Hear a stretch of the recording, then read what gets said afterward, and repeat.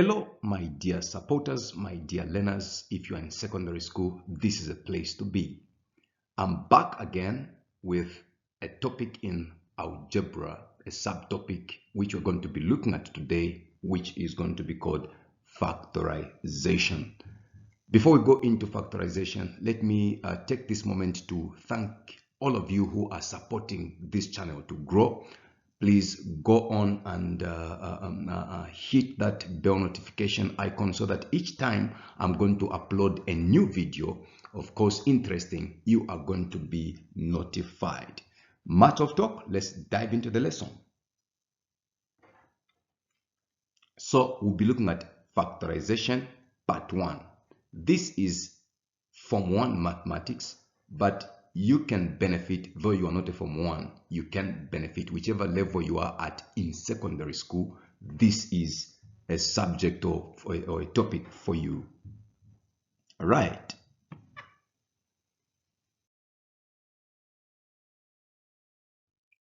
What does it mean when we say factorize? What does it mean when we say factorize? All right. To factorize simply means to find the highest common factor. When you're factorizing, it simply means you are finding the highest common factor. Okay?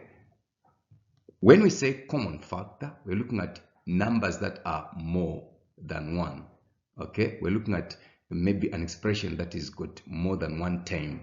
For example, you can have two numbers, let's say factors of 12, factors of 16, then that greatest factor is what we are going to treat as a highest common factor. Okay. Now, factorization is division behind the scenes, or it is division in inverted commas. You need to understand we are simply dividing. Okay, when we are working with factorization, we are simply working with division in inverted commas. Now, take note that factorization is simply the reverse of expansion. Okay, to expand is to remove from the brackets. Okay, expansion is done via multiplication. Now, factorization is going to be done using division.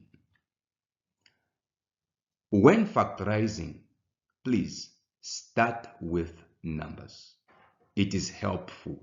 You can factorize in whichever way you want, but what is cardinal is, please, when you're factorizing, start with numbers. When you're factorizing expressions, algebraic expressions, start with numbers, then go to variables or letters. Okay, variables or letters. That variable is called a letter. I know by now you understand what a variable is at this level in your Form 1.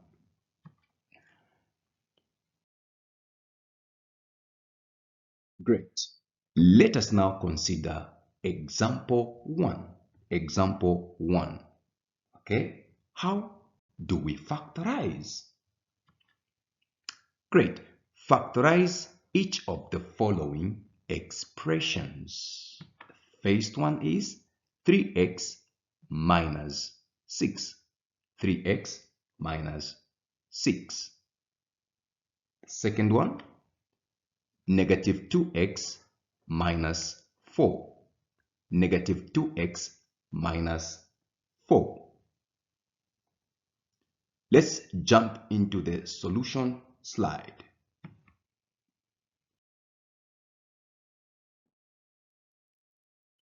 Great. Here we are into the solution slide. 3x minus 6 is simply going to be 3. Okay, is simply going to be, let me use a highlighter here so that you can understand. Here we say 3x minus 6 is simply, we ask ourselves, what number can go into 3 and into 6 without leaving a remainder? What number can go into 3 and into 6 without leaving a remainder?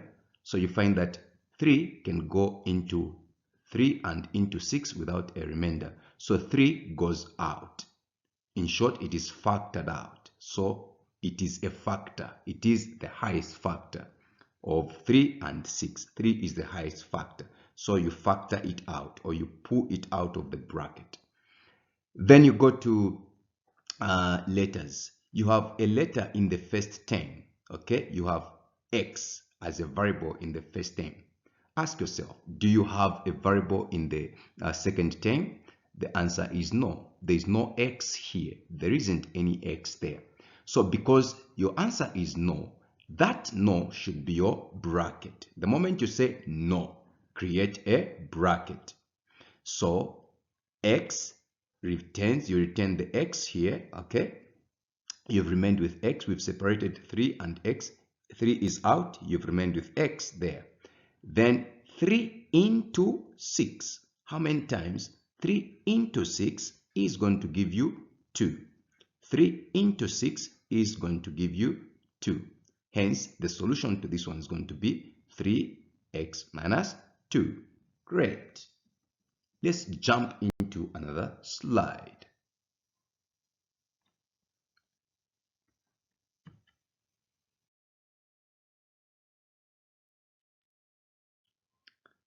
Great. So if you are enjoying this video so far, please pause a bit, like the video and subscribe to my channel. And don't forget to hit that bell notification icon so that each time I'm going to upload another interesting video, you are going to be notified. Together, we are going to learn and indeed become a people that we ought to be in mathematics. So thank you so much for all of you who are subscribing to this channel and making sure that this channel is growing. I'm so much humbled. Please, thank you. Let's continue. Solution to part 2 of the question. So we have negative 2x minus 4. What will be the result to this one? So this one is going to give us, check, the sign here, negative. The negative sign is common to both terms. So in this first term here, you have negative 2x. In the second term here, you have minus 4. So this negative and this negative, they are common. So this sign is common to both terms. So you factor it out. Then ask yourself, go to numbers now, 2 and 4. Which one is common? So 2 is common because 2 can go into itself. It can also go into 4 without leaving a remainder. So this 2 can go into 4 without leaving a remainder. So this 2 is common. Now you have x here. Do you have x there in this 4? No, you don't have x 4. So that no should be your bracket. So check, you have factored out negative 2. Since you factored out a negative, the moment you factor out a negative, whatever remains in the bracket should change sign. So this negative is now going to change sign to positive. Okay, why?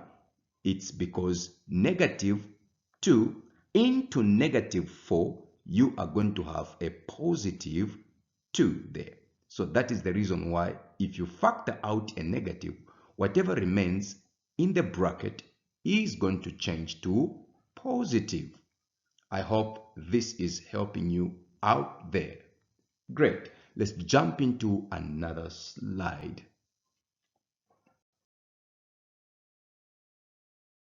Great. So really that brings this lesson to the end. So look out for part 2 of factorization form 1. Okay, I'll be waiting for you on the other side. So see you really in part 2 of factorization. Please do not miss. Hit that bell notification icon so that when I'm going to upload part 2, you are not going to miss out. Thank you for watching. This has been your friend and brother, your teacher, Kaunga Samuel. Goodbye for now.